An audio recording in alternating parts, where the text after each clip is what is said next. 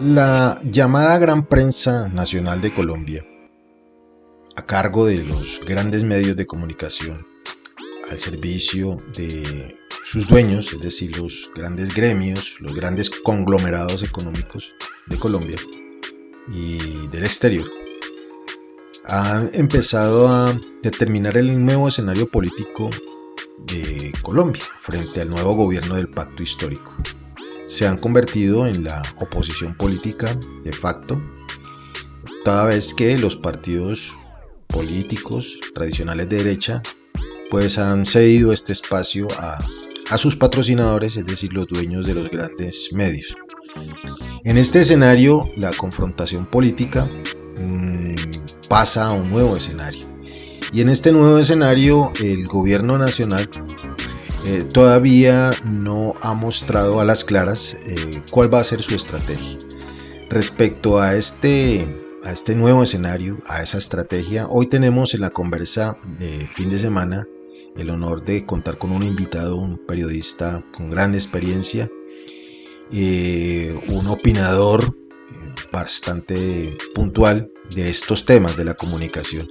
Él ha escrito una columna que se llama El desafío comunicacional del nuevo gobierno y que de manera un tanto atrevida hemos asumido para nombrar la conversa de fin de semana del día de hoy. Con él, con don Luis Alfonso Mena, vamos a conversar sobre estos nuevos retos de la comunicación y el escenario político al que tiene que enfrentarse el gobierno del pacto histórico. Antes de arrancar con la conversa, quiero presentar mis excusas por fallas técnicas a la hora de grabar la conversa.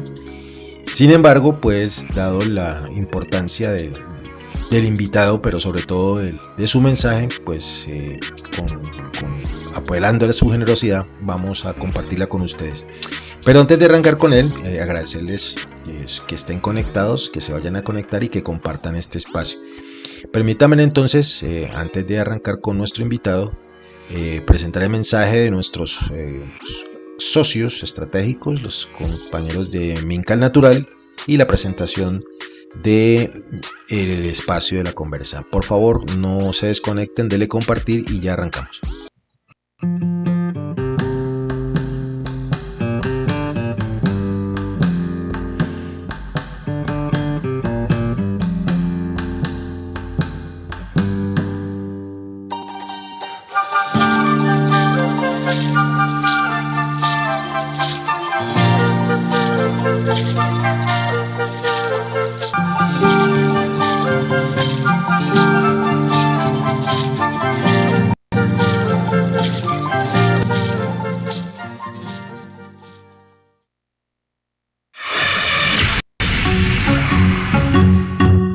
La conversa de fin de semana. Un despertar a un mundo de opiniones. Un despertar a un mundo de opiniones. Sean todas y todos bienvenidos. La conversa de fin de semana. Dirige Omar Orlando Tobar Troches. La conversa de fin de semana. La conversa de fin de semana. Un despertar a un mundo de opiniones. Sean todas y todos bienvenidos.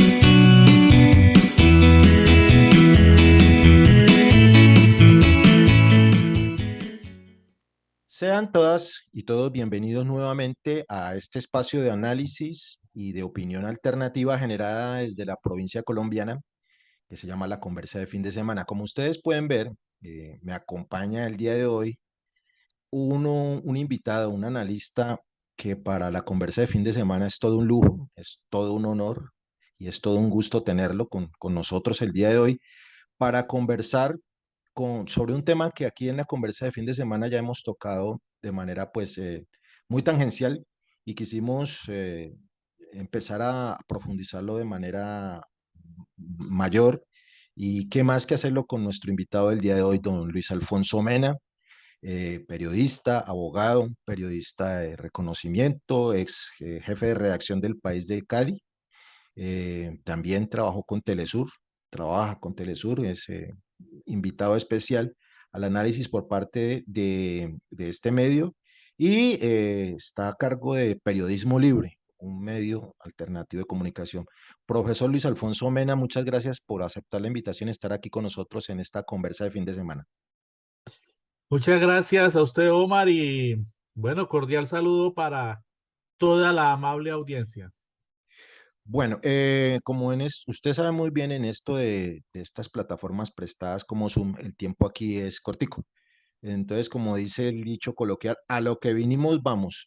Hoy nos tomamos con su venia, y espero que así lo tengamos, el atrevimiento de hablar y de tomarle para esta conversa en particular el nombre de una columna suya, que se llama El desafío de la comunicación del nuevo gobierno.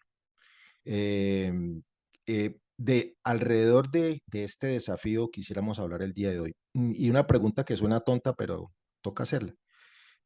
Más allá de los desafíos que tiene el gobierno del pacto histórico el cambio al que se comprometió, ¿por qué plantearle este nuevo desafío? ¿En qué consiste ese nuevo desafío de la comunicación para el gobierno del cambio? Profe. Omar, porque no basta con excelentes propuestas de cambio para nuestro pueblo, porque no basta con el inicio de una serie de ejecuciones muy importantes. Acabamos de presenciar las propuestas y los anuncios de acción social, política, gubernamental que ha hecho el presidente Gustavo Petro en el norte del Cauca, en Caldono, esa reunión magnífica con las comunidades indígenas, luego con las comunidades afrodescendientes y con los colectivos de derechos humanos. Entonces, no basta con esas ejecutorias, no basta con esas propuestas, si eso no se conoce, si eso no se da a la opinión pública, si eso no se difunde de manera masiva, oportuna, a tiempo y de manera veraz.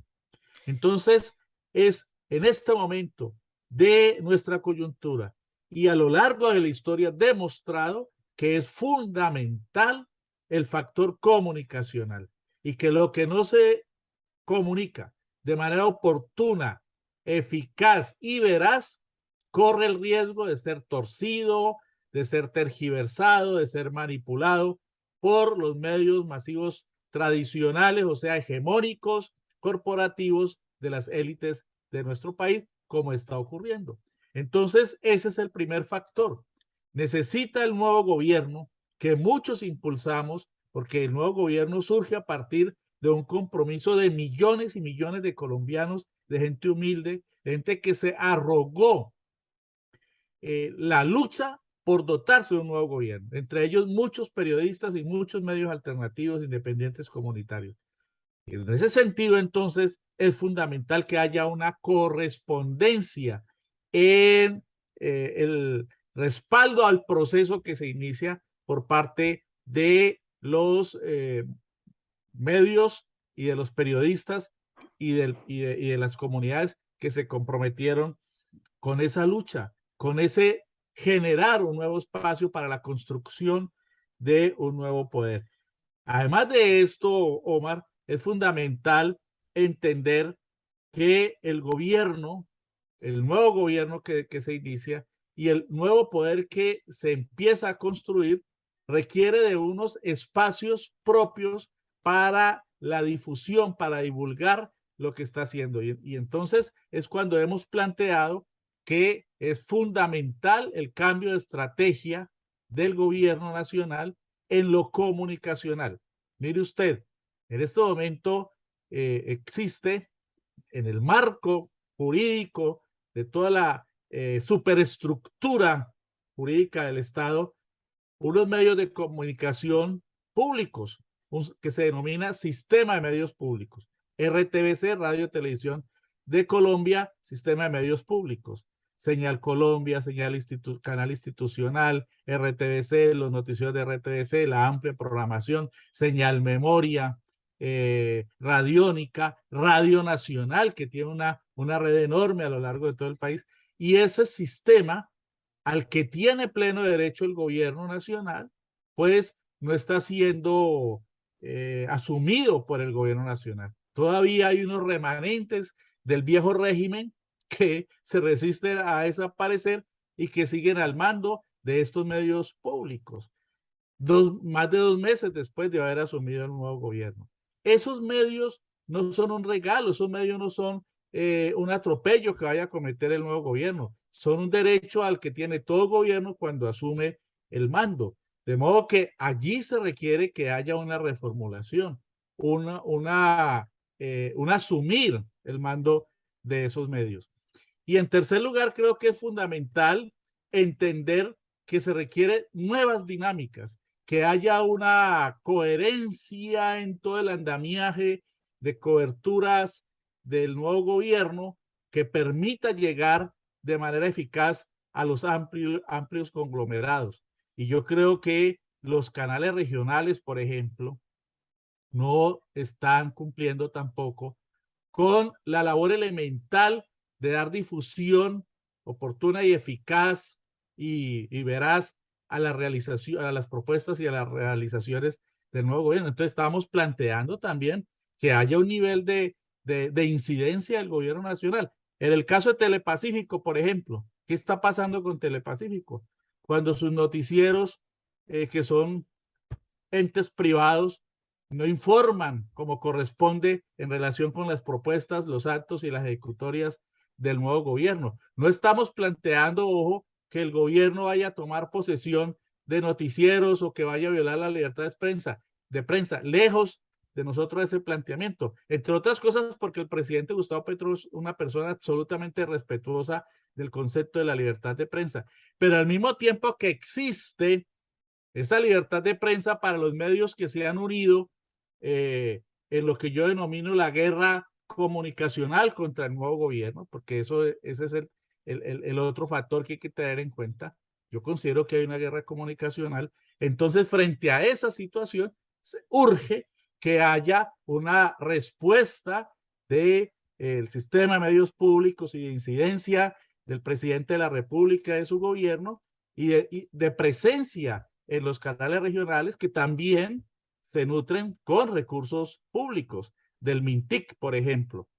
Y en ese sentido también es fundamental que haya una reformulación y es por todos estos 4 factores que he planteado que escribimos este artículo que usted trae a colación, el desafío comunicacional del nuevo gobierno, un poco llamando la atención sobre la urgencia de que lo importante de los planteamientos, de los actos y las ejecutorias del nuevo gobierno tienen que ser conocidos de manera oportuna, a tiempo, veraz y eficazmente por parte de la opinión pública, o si no, se corre el riesgo de que el pueblo colombiano, esos 11.300.000 colombianos que votaron por el presidente, más el resto de la población, que también tiene que ser partícipe de las ejecutorias del nuevo gobierno, no los conozca. Profesor Mena, me llama la atención una afirmación que usted plantea tanto en su columna como en lo que nos acaba de comentar, en tanto al manejo que debería tener el gobierno nacional, haciendo la salvedad suya pues de no sobrepasar los límites de la libertad de prensa, de los medios estatales, a el nivel nacional como la RTBC y a nivel de los canales regionales. La pregunta que nos hacemos muchos de los que no estamos tan metidos en esos vericuetos de la gran política nacional es por qué el gobierno del Pacto Histórico no ha podido por lo menos nombrar el nuevo gerente de la RTBC. Es decir, hemos escuchado, por ejemplo, el nombre de Holman Morris, uno de los allegados, también con experiencia en el Canal Capital, cuando Gustavo Petro fue alcalde de la capital, que sonaba o creíamos que era el más perfilado para asumir ese manejo por lo menos de los medios audiovisuales y no se ha dado. ¿Por qué está pasando eso? Más allá pues de que el gobierno anterior dejó amarrados ciertos cargos, profesor. Sí, eso es lo que se dice, que quedaron muchos cargos amarrados, como quedaron muchos lastres del viejo gobierno, que yo denomino el viejo régimen, ¿no? En esa actitud absolutamente retardataria, como lo ha denominado el canciller, el ministro de Relaciones Exteriores Álvaro Leiva, del gobierno de Iván Duque, no dejar amarradas cosas y de cometer una cantidad de asumir una cantidad de actitudes muy negativas, pues eso ha ocurrido. Y yo también me hago esa pregunta, ¿por qué no ha sido nombrado un nuevo gerente para RTBC, Sistema de Medios Públicos, cuando eso, como he dicho, es un derecho del nuevo gobierno. Yo creo que allí se conjuga, en primer lugar, que el presidente Gustavo Petro para asuntos estratégicos se da su tiempo. Pienso eso. Pienso que él está seguramente esperando que haya, digamos, un acomodo de todo el andamiaje administrativo, que es muy grande, de digamos, la estructura jurídica del Estado es supremamente compleja, lo ha venido revelando. Entonces creo que está dando un tiempo allí, pero creo que los tiempos tienen un momento en que se vencen. Y yo creo que ya se ha vencido ese tiempo para que haya una posesión que reitero es constitucional, es legal, de ese sistema de medios públicos. Y en segundo lugar, porque creo que él tiene una visión de mucho respeto por la libertad de expresión y la libertad de prensa. Y lo que menos quiere él es que se diga que está obrando pues de manera desaforada por crear una prensa oficial. Creo que hay algo de eso. No quiere que se mire que se está creando una prensa oficial, que se está creando una verdad oficial, gubernamental, etcétera, ¿no? Un poco recogiendo la experiencia de otros países en los que eso se ha difundido, se ha utilizado como una matriz, una de tantas matrices de desinformación para tratar de deslegitimar la información que viene desde los gobiernos. Pero creo que eso tiene sus límites y ya va siendo hora de que se asuma por lo menos el sistema de medios públicos. De modo que yo vería esos factores que estarían incidiendo. En todo caso, el anterior gerente de RTBC renunció un día antes de que asumiera el presidente Petro la presidencia y dejó encargada una gerente, pero pues es un cargo de libre nombramiento y remoción. No se trata y lo puede asumir, lo ha podido nombrar de inmediato el presidente Petro, pero ya van más de 2 meses y no ha ocurrido. Ese es un cargo que, como digo, se pudo haber asumido inmediatamente el presidente llegó a la presidencia de la República. Y no se trata tampoco de que todos los periodistas y los reporteros, que son muchos, yo he venido haciendo una observación muy minuciosa de todo el sistema de medios públicos y son muchos tanto en RTBC como en la programación, como en Radio Nacional, los reporteros y periodistas de estos medios. No se trata de echarlos, no, se trata es de que haya una reformulación de las coberturas y sobre todo conceptual, una reformulación conceptual sobre lo que es la nueva comunicación, los nuevos enfoques, las nuevas filosofías orientadas a sacar adelante a partir de principios del periodismo, como la veracidad y como la oportunidad, todo lo que se está haciendo sin negar pues los problemas que se presenten. De modo que yo diría que eso es lo que ha estado ocurriendo y por eso presentamos esta serie de observaciones desde el punto de vista del análisis como para que se motive el debate, la reflexión y se corrijan los elementos que haya que corregir en este ámbito de la comunicación, que como digo, Omar, es fundamental, porque además hay que tener en cuenta la experiencia histórica de procesos progresistas, de izquierda, de cambio, que han tenido lugar en muchos países latinoamericanos, en donde automáticamente asume el gobierno distinto, que es distinto a las élites que venían gobernando tradicionalmente, que es progresista, incluso de izquierda, inmediatamente los medios de comunicación, que desde mi punto de vista son extensiones de los poderes oligárquicos que han gobernado a lo largo de más de 200 años en nuestro país y en otros países latinoamericanos, inmediatamente se convierten en casi que partidos de oposición y asumen, tratan de llenar ese vacío que dejan los partidos derrotados de las élites, tratan de llenarlo los medios tradicionales de comunicación. Ese es el fenómeno que yo he detectado y que viene de haber hecho un seguimiento muy detallado de todos estos procesos desde finales del siglo pasado, principios de este, en América Latina, Venezuela, Bolivia, Argentina, Brasil, Ecuador, Honduras, Nicaragua, Cuba, etcétera, en los que se presentan este tipo de circunstancias. De modo que yo planteo la reflexión en relación con esos tópicos. Estamos viviendo en Colombia lo que en otros países ya se ha vivido, que es una guerra comunicacional de los medios de comunicación de las élites que cierran filas para defender el viejo Estado, el viejo régimen, el viejo statu quo, y para tratar de deslegitimar desde la desinformación, la manipulación y el torcer los hechos, tratar de legitimar el nuevo gobierno. En ese orden de ideas, usted menciona pues el manejo y eso pues es un hecho casi que histórico, que el manejo de los grandes medios de comunicación, o por lo menos los más poderosos, los más masivos, lo tienen los dueños, y es decir, los dueños normalmente son esos grandes conglomerados que tienen el capital pues para poder poseer ese tipo de medios. Pero en ese orden de ideas, cuando este gobierno ha planteado una propuesta que él llama de democratización de la comunicación, inmediatamente salen las voces de estos periodistas, de estos comunicadores, llamando la atención sobre alguna extralimitación que estaría tratando de hacer el gobierno del presidente Gustavo Petro.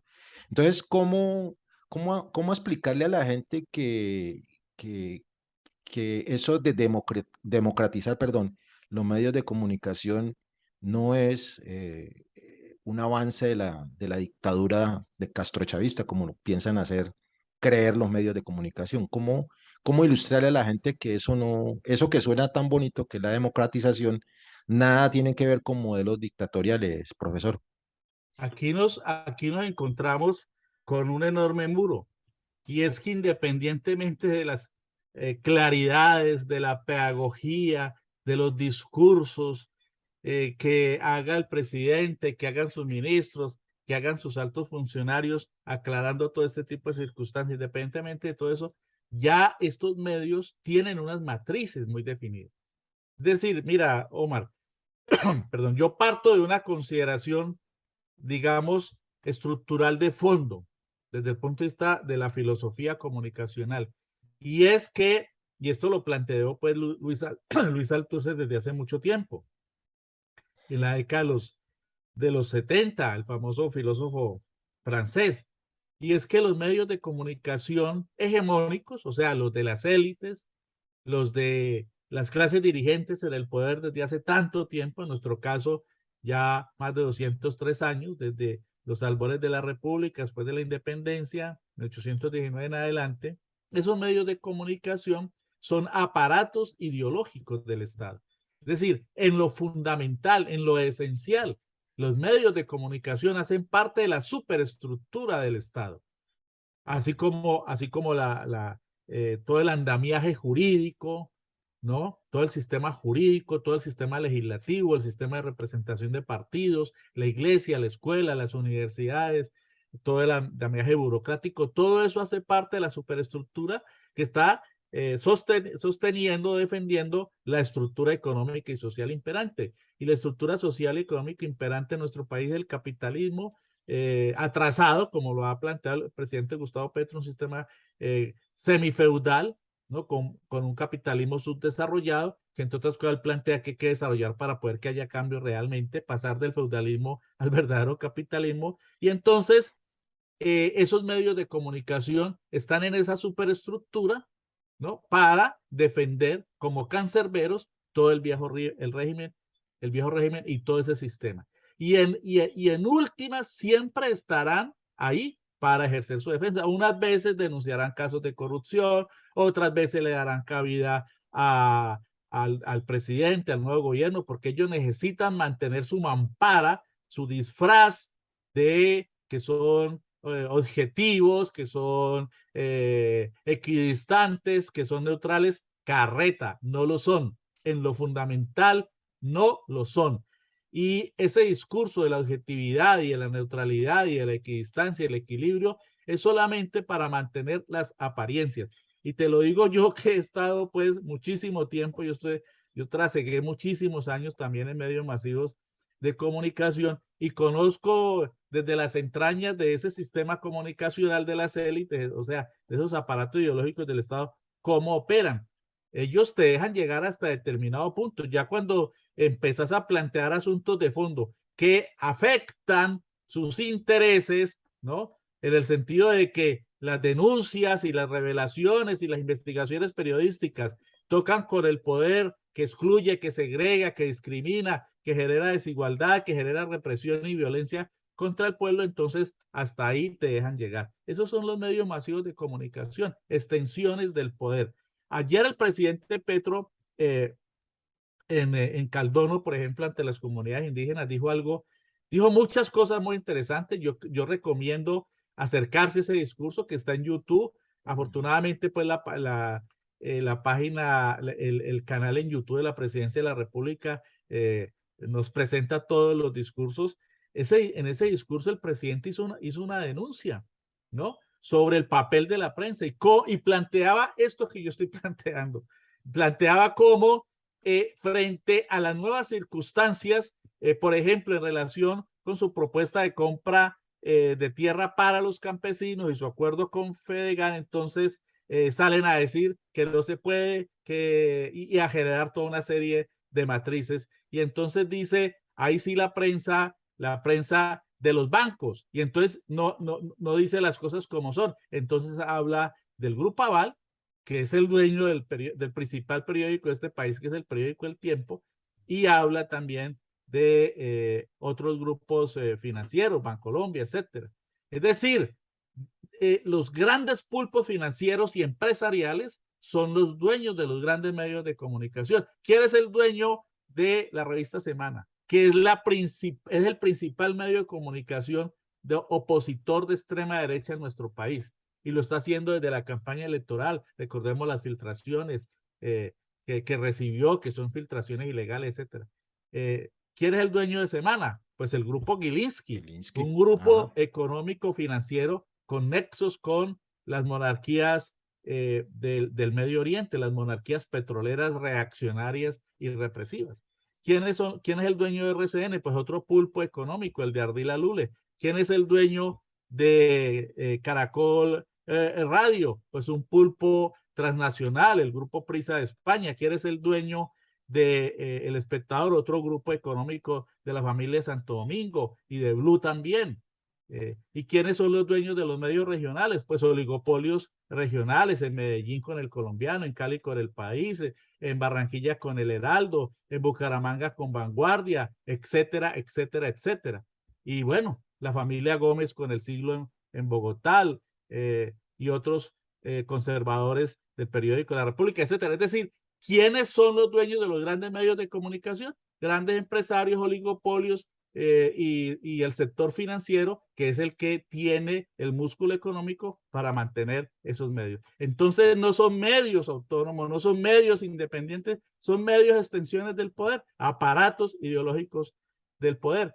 Y frente a esos aparatos ideológicos del poder, pues entonces el nuevo gobierno no puede quedarse solamente con los trinos que son súper oportunos del señor presidente y muy esclarecedores, pero no puede quedarse solo con ellos, porque es que el grueso de la población no tiene acceso a Internet y menos está en las redes, en Twitter, y no se puede quedar pues solo con el YouTube de la página de la presidencia o con lo que hacen los influencers, 30, 40 influencers que siempre están difundiendo las propuestas y las ejecutorias del presidente Gustavo Petro y fueron muy importantes en la campaña presidencial, y no se puede quedar con lo poco que podemos hacer los periodistas y los medios alternativos, independientes, comunitarios. Se necesita de una reformulación de la estrategia y todo eso, ¿a qué confluye? A la democratización de la información.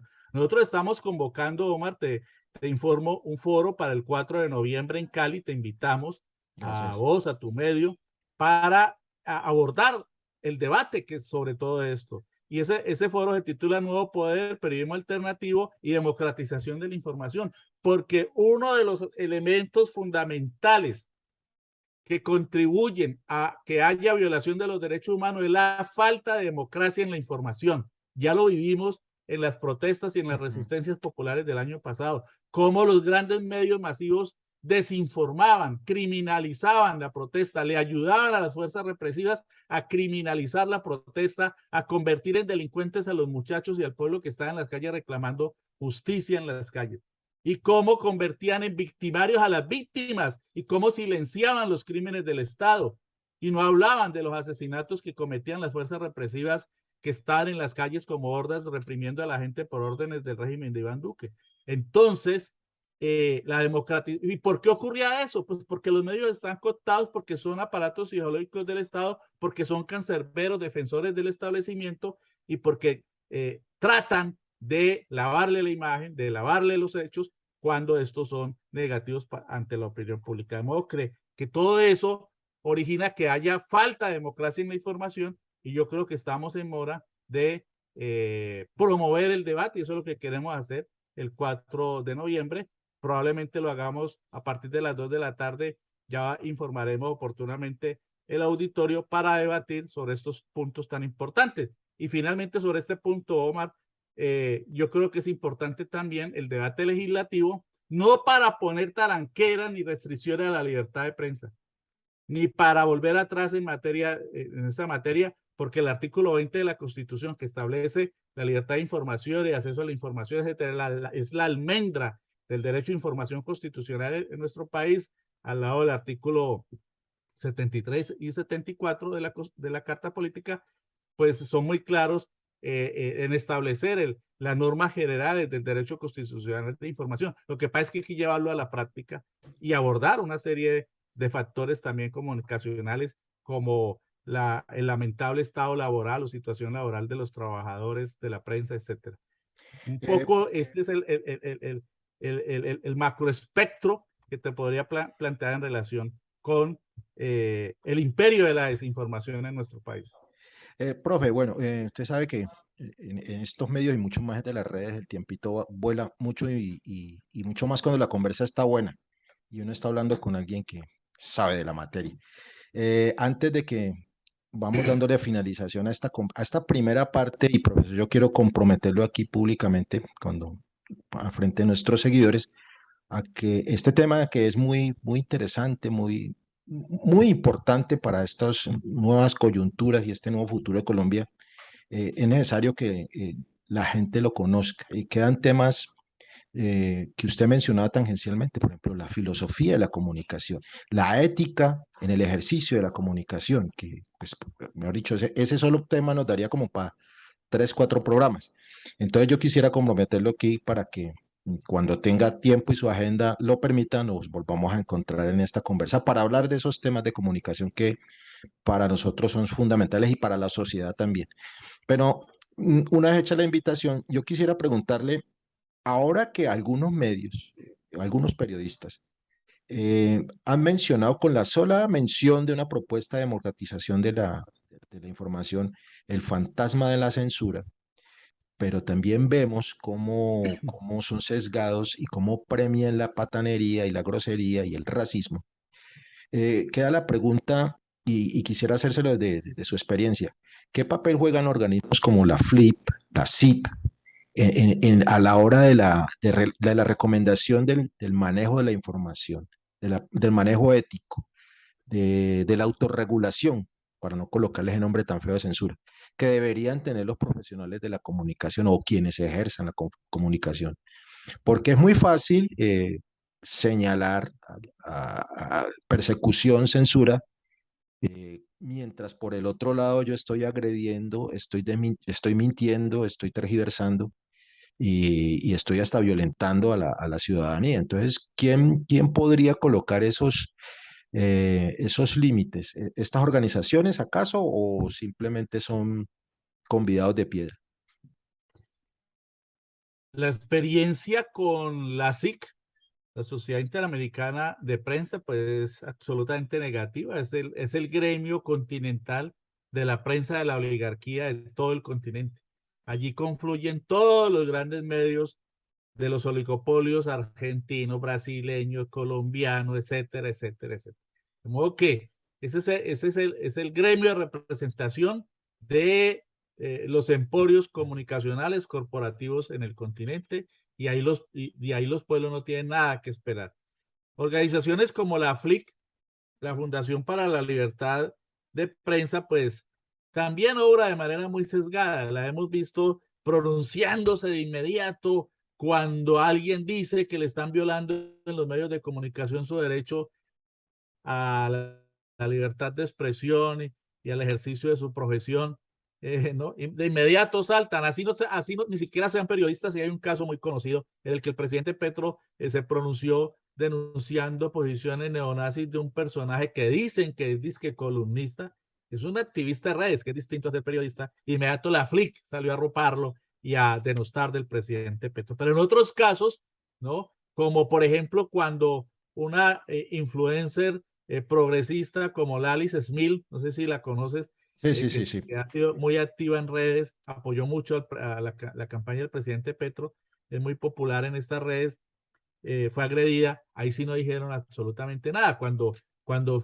recibió una andanada, pues, de denuncias de carácter penal por sus revelaciones en la campaña de Fico Gutiérrez, que es una forma de agresión también a la prensa. La guerra jurídica también, la lawfare también es una forma de agresión a la prensa. Ahí sí no dijeron absolutamente nada. Y los casos son múltiples.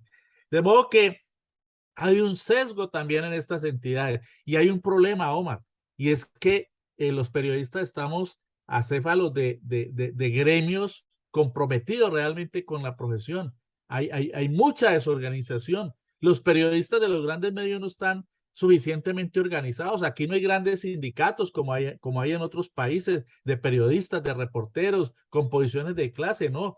Aquí muchos periodistas que tienen los bolsillos rotos piensan como el dueño del medio y lo defienden, y no hay posiciones de clase, y por eso estamos con tantos problemas. Mira, nosotros, yo en un pronunciamiento que vamos a dar a conocer del colectivo Periodismo por la Verdad, que impulsa el foro que te comento, y perdona que haga difusión de este foro el 4 de noviembre, abordamos ese fenómeno también, de cuál es la situación de los periodistas de base, que es realmente lamentable. Y ni qué decir de los periodistas freelance, que prácticamente tienen que pagar para que los dejen trabajar y poder Así es. difundir cosas.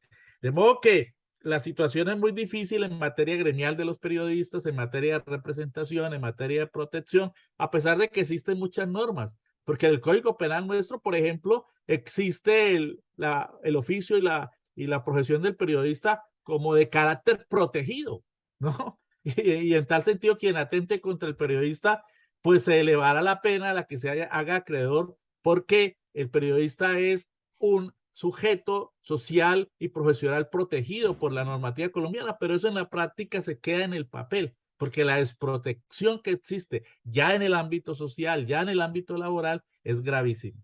De modo que eso sería lo que te podría decir. No hay una representación nacional de los periodistas, y eso está haciendo mucha falta, y su inexistencia también está haciendo daño. De modo que ese es otro reto que tenemos en este momento, en esta coyuntura tan importante de nuestro país.